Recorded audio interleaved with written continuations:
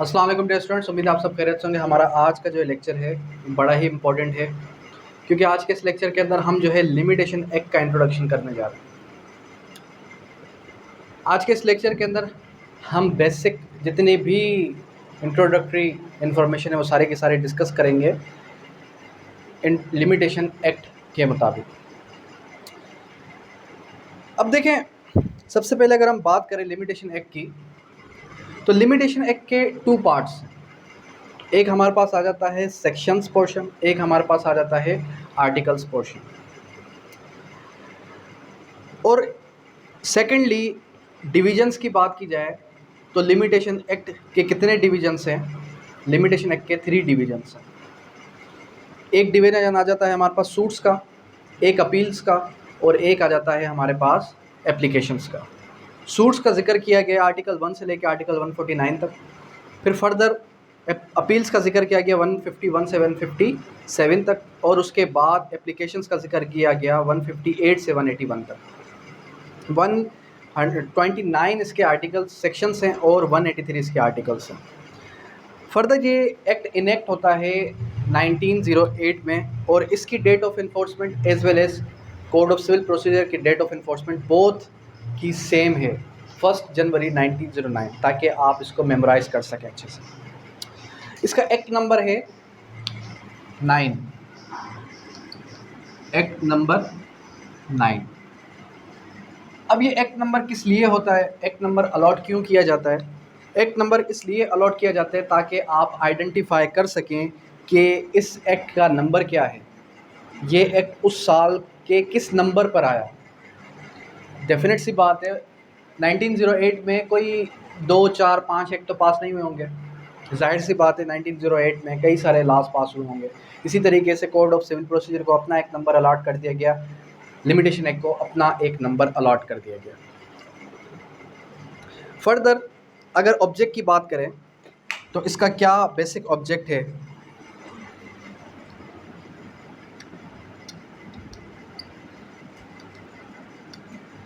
Object के बारे में हमें कुछ यूँ बताया जाता है कि it does not bar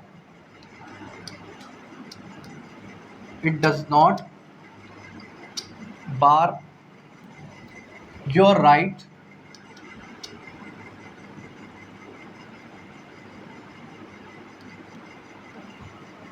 it bar upon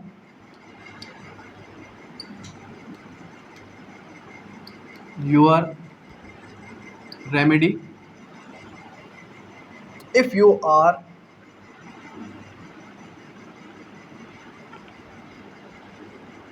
not in time। अगर आप वक्त पर कोर्ट का डोर नॉक नहीं करते तो ये आपकी रेमेडी बार नहीं करता। ये क्या करता है, ये जो है आपका राइट बार नहीं करता। फिर फर्दर क्या करता है, ये सिर्फ और सिर्फ आपके रेमेडी को बार कर देता है। किस तरीके से कि बिल फर्ज आपने एक सूट इंस्टीट्यूट करना था सिविल लिटिगेशन के अंदर, और उसकी टाइम लिमिट थी 3 इयर्स। अब सेक्शंस के अंदर किस तरीके से डिले को कंडोन करना है, अगर आपको ये ना पता हो और आप डिले को कंडोन ना कर सके, तो आपका राइट सिविल लिटिगेशन में सूट इंस्टीट्यूट करने का गया। अब क्या आपके पास कोई सेकंड रेमेडी नहीं है? डेफिनेट सी बात है, आप जो है क्रिमिनल रेमेडी में भी जा सकते हैं अगर वो एक हाइब्रिड रॉन्ग है। ठीक है, हाइब्रिड रॉन्ग क्या होते हैं? हाइब्रिड रॉन्ग्स मीन्स वो रॉन्ग्स के जिसमें आपको सिविल लिटिगेशन में as well as criminal litigation के अंदर, दोनों के अंदर आपको रेमेडीज़ बताई गई हैं। उसके बाद एक और क्वेश्चन रेज ये हो जाता है कि which statute is called the statute of the peace and repose. ऐसा कौन सा कानून है जो कि पीस और रिपोस का कानून है? तो उसके लिए हमें फर्दर ये बताया गया, for the statute of limitation and prescription. The statute of limitation and prescription, यानी कि आज का हमारा लेक्चर को रिलेट करेगा प्रिस्क्रिप्शन के साथ भी। फर्दर मोर फिर आगे क्या बताया गया, for what purpose limitation was enacted, कि लिमिटेशन एक्ट को इनेक्ट करने का पर्पस क्या था। क्या आपने कभी ये सोचा कि लिमिटेशन एक्ट क्यों पास किया गया, उसके बिहाइंड पर्पस क्या था। लास्ट टाइम उसामा मैंने आपको ये भी कहा था कि जब भी आप एक लॉ पढ़ें तो आप ये देख लें कि उस लॉ को पास करने के पीछे लेजिस्लेचर की इंटेंशन क्या थी। टू प्रिस्क्राइब द टाइम, क्योंकि देखें लिमिटेशन एक्ट किसी टाइम पीरियड की बात कर रहा है, टाइम लिमिट की बात कर रहा है। हम अगर ये देखें कि लिमिटेशन एक्ट ना होता तो क्या होता, चलें ज़रा इसके पीछे थोड़ी डिस्कशन करें। अगर लिमिटेशन एक्ट ना होता तो डेफिनेट सी बात है लोग सालों साल बाद, 5 साल, 10 साल, 20 साल, कई सदियों बाद भी सूट इंस्टीट्यूट करते। तो लिमिटेशन एक्ट ने क्या कर दिया, एक आपको टाइम फेज़ बता दिया कि इस टाइम फेज़ तक आप पर्टिकुलर सूट इंस्टीट्यूट कर सकते हैं। इन केस अगर आपके पास कोई वैलिड रीजंस हैं तो आप डिले को कंडोन करवा सकते हैं। Where there is general rule there is an remedy, remedies भी बता दी उसने। लेकिन अगर क्या होता कि लिमिटेशन एक्ट ना होता तो फिर क्या हो सकता था, फिर जो है लोग कई सदियों बाद एक दूसरे के ऊपर सूट इंस्टीट्यूट करते रहते। सही है। Further, behind the enactment there is wisdom of legislature whereby the period of limitation being fixed for a particular action। यही बात की जो मैंने आपको बताई। What is the basic structure of limitation act? limitation act का स्ट्रक्चर क्या है?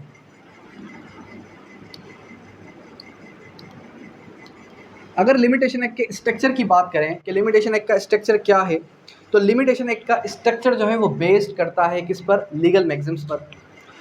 ये हमने लास्ट क्लास के अंदर भी डिस्कस किए थे कि वो कौन कौन से लीगल मैक्सिम्स हैं जो कि लिमिटेशन एक्ट के स्ट्रक्चर को डिफाइन करते हैं। एक है डिले डिफीट सिक्योरिटी, एक है time and tide wait for none, and उसके बाद है where limit law helps those who are vigilant not the idle land. ठीक है। उसके बाद where limitation is examined under limitation act. Beside limitation act the limitation also examines the special laws within the time frame mentioned in statute. यानी कि limitation act पहले ये देखता है कि उस स्टेट्यूट के अंदर आया कि लिमिटेशन एक्ट प्रोवाइडेड है या नहीं। अगर प्रोवाइडेड है तो फिर आप लिमिटेशन एक्ट की हेल्प नहीं लेंगे, अगर नहीं है तो फिर आप जो है लिमिटेशन एक्ट से हेल्प लेते हैं। उसके बाद एक और आर्टिकल जो हमने लास्ट टाइम भी डिस्कस किया था, जिसको हमने रेजिड्यूरी आर्टिकल का नाम दिया है। रेजिड्यूरी आर्टिकल या फिर ओमनिबस आर्टिकल क्या होता है? रेजिड्यूरी आर्टिकल क्या है? Where there is no limitation, where there is no limitation of specific action, so article 181 will prescribe you the limitation for applications, for instituting, for filing the applications. ठीक है। Furthermore, where the provisions of limitation act are mandatory और obligatory. अच्छा, अगर residuary या omnibus article की बात की जाए तो एज वेल एज 181 के साथ 120 भी आपने याद रखना है। ठीक है। सूट्स को इंस्टीट्यूट करने के लिए 120 आर्टिकल, एप्लीकेशंस को मूव करने के लिए आर्टिकल 181, कि जहां किसी एप्लीकेशन की टाइम फ्रेम ना बताई गई हो, जहां किसी सूट की टाइम फ्रेम ना बताई गई हो, तो आप इन दो आर्टिकल से हेल्प आउट ले सकते हैं। अच्छा, मैं बात कर रहा था कि जो हमारे पास लिमिटेशन एक्ट है ये मैंडेटरी है या ऑब्लिगेटरी है। Provisions of limitation act are mandatory. Limitation act के जो प्रोविजंस है वो क्या है? वो मैंडेटरी इन नेचर है। Limitation act is a matter of statute and provisions are mandatory. Ignorance to law has no excuse. The question of limitation is to be decided according to the circumstances of each case। यानी कि हर case की नौयत पर decide किया जाएगा कि उसकी कितनी time limitation होनी चाहिए। उसके बाद एक्सीडेंट विद प्रूफ की बात की जाए कि एक्सीडेंट विद प्रूफ क्या है। इसके ऊपर एक मैगज़िम आया,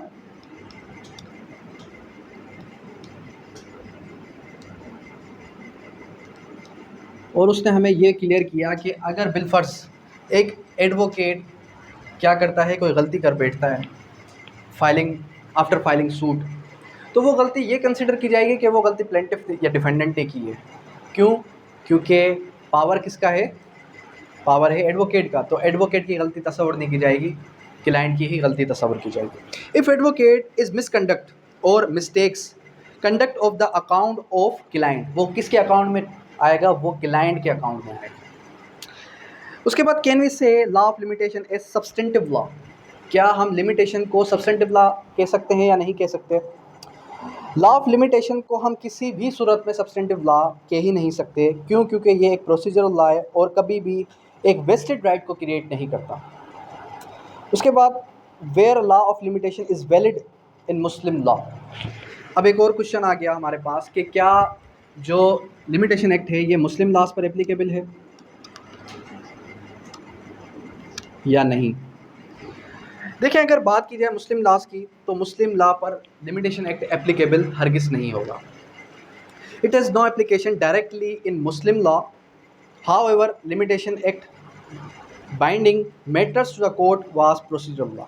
it has been held in particular case कि प्री एम्पशन जो है वो रिपग्नेंट नहीं है किसके, आपके इंजंक्शंस ऑफ इस्लाम के।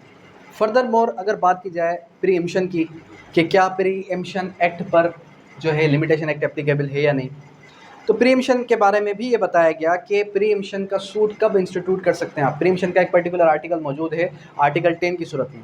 जब आप आर्टिकल 10 ओपन करते हैं तो आर्टिकल 10 आपको क्लियर कट बता देगा कि क्या लिमिटेशन है, क्या टाइम फ्रेम बताया गया है प्री एम्पशन का। तो लिमिटेशन बताई गई प्री एम्पशन के लिए कि cause of action when accrued property is sold out. देखें, जब बात की जाएगी किसकी, थोड़ा यहाँ पर आज हम प्री एम्पशन को भी क्लियर करने की कोशिश करेंगे। प्री एम्पशन का सूट आप कब इंस्टीट्यूट करेंगे कि जब प्रॉपर्टी सोल्ड आउट हो चुके। ठीक है, आई नो कि आपका ये सब्जेक्ट अच्छा पढ़ा हुआ है, लेकिन फिर भी इसकी आपकी थोड़ी बहुत रिवीजन हो जाएगी। तो आर्टिकल 10 ने हमें डिफाइन किया को शेयरर, को ओनर और फिर पार्टिसिपेटर के बारे में। Preemption under the Muslim law does not apply over Shia law. Preemption कहाँ एप्लीकेबल नहीं है? शिया लॉ पर। अगर को शेयरर, शिया लॉ जो है प्री एम्पशन को एक्सेप्ट करता ही नहीं है। शिया लॉ की नज़र में प्री एम्पशन की कोई अहमियत ही नहीं है। बिलफर्ज अगर को शेयरर है शिया और आपका को ओनर या पार्टिसिपेटर है सुन्नी लॉ, तब भी आपका प्री एम्पशन एक्ट एप्लीकेबल नहीं होगा। अगर आपका को शेयरर सुन्नी है और को ओनर भी सुन्नी है और आपका पार्टिसिपेटर शिया है, तब भी आपका प्री एम्पशन एक्ट एडमिसिबल नहीं होगा। मतलब सर, मेरे घर के बराबर में कोई शिया रहता हो तो वो प्रॉपर्टी सेल कर रहा है, so I can't file suit of complaint. नहीं, ठीक है। बिल फर्ज के आपका राइट क्रिएट हो गया प्री एम्पशन का, सही है, और आप शिया हैं और वो सुन्नी है, तब भी आपका प्री एम्पशन का सूट फाइल नहीं हो सकता। ठीक है, क्योंकि as per Shia school of thoughts जो प्री एम्पशन है वो उसको एक्सेप्ट ही नहीं करते। ठीक, क्लियर है। फिर further more preemption under Muslim law does not apply over Shia. उसके बाद आल्सो एप्लीकेबल इन हिंदूज़। अब ये भी क्वेश्चन है कि क्या हिंदूज़ पर एप्लीकेबल है या नहीं। हिंदूज़ ओवर हिंदूज़ पर भी एप्लीकेबल है, और अगर तीनों पार्टीज़ में से कोई एक पार्टी भी हिंदू होगी तब भी एप्लीकेबल है, तीनों हिंदूज़ है तब भी एप्लीकेबल है। इट मीन्स कि इंडिया के अंदर भी आपका प्री एम्पशन एक्ट एप्लीकेबल है। दूसरा, फिर अगर बात की जाए लिमिटेशन की, तो लिमिटेशन एक्ट जो है आपका फर्दर मोर आपके जो इनहेरिटेंस के मैटर्स हैं वहाँ पर भी एडमिसिबल नहीं है हरगिज़, यानी कि इनहेरिटेंस के मैटर्स पर भी आपके जो लिमिटेशन एक्ट है वो अप्लाई नहीं होता। ठीक है, उसके बाद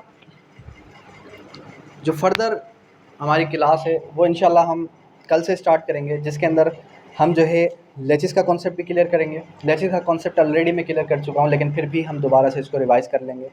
बाकी जो पूरा का पूरा स्टेट्यूट है ये ऑलरेडी मैं आपको समझा चुका हूँ, पढ़ा चुका हूँ, और इसका जो टेस्ट है वो अपकमिंग वीक में मैं आपका कंडक्ट कर लूँगा, जिसके अंदर लिमिटेशन एक्ट के जितने भी स्टेट्यूटरी प्रोविजंस हैं वो सारे के सारे निचोड़, या फिर उसमें से कोई भी एक आर्टिकल, कोई भी एक सेक्शन में आपसे पूछ सकता हूँ।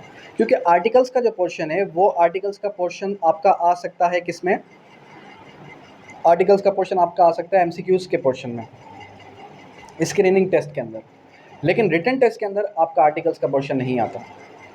इंटरव्यू के पोर्शन के अंदर आपका आर्टिकल्स भी आ सकता है, एज वेल एज आपका स्टेट्यूट यानी कि सेक्शंस पोर्शन भी आ सकता है।